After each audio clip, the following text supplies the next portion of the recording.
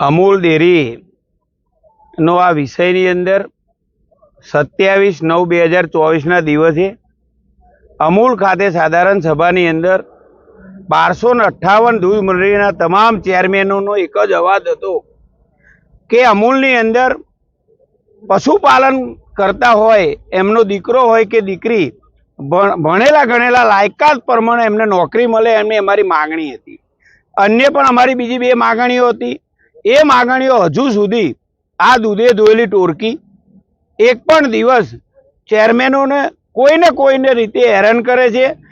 કોઈને કોઈ રીતે ઓડિટ કરાવવા માટે પણ મોકલી દે છે તાત્કાલિક, જો એમના બાપની અમૂલ ડેરી હોય એ રીતે। એટલે અમારા તમામ 1258 ડેરીના ચેરમેનો આજે ભાતીદાદાના ફાગવેલ ધામે દર્શન કરી અને વીરપુર ગામે અમૂલ ડેરી દ્વારા 40,000ના ગુંઠો જમીન અને 4 લાખ રૂપિયાના ભાવે જ્યારે આ જમીન ખરીદી છે એવો ભ્રષ્ટાચાર કર્યો છે, ત્યારે અમે તમામ ત્રણેય જિલ્લાના ચેરમેનો એ જમીન જે ખરીદી છે જમીન સ્થળ તપાસ આજે કરવાના છીએ ત્યારે, અને તમામ મારા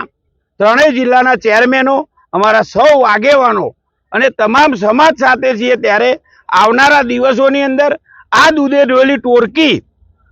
છેલ્લા 10 વર્ષથી લોકોને અમારા પશુપાલકોને કોઈને કોઈ રીતે હેરાન કરી રહે છે, ત્યારે આ વખતની ચૂંટણીની અંદર લીલા તોરણે તમામ